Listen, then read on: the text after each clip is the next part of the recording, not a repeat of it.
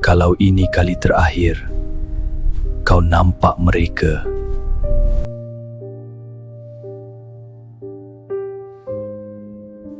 Kalau ini kali terakhir aku nampak,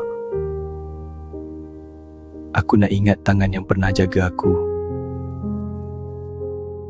Aku nak ingat gelak yang pernah buat aku lupa semua masalah. Aku nak ingat diri aku yang masih lengkap. Sebab mungkin satu hari nanti, semua ni tinggal kenangan. Warna akan hilang. Aku takut wajah mereka pun akan hilang dari pandangan aku.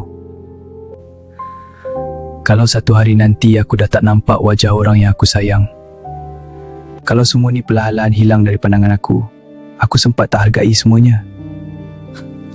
Dan bila semuanya dah hilang, baru aku sedar aku tak pernah betul-betul hargai. Dunia terus berjalan, tapi aku rasa aku yang tertinggal. Kalau ini kali terakhir, aku masih ada peluang ke?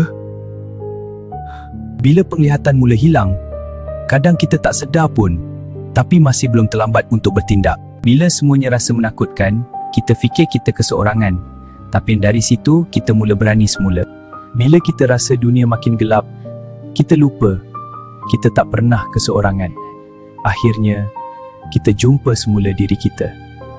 Penglihatan tak akan kembali bila ia hilang. Jangan tunggu. Periksa mata anda sebelum terlambat. Jangan tunggu sehingga semuanya gelap.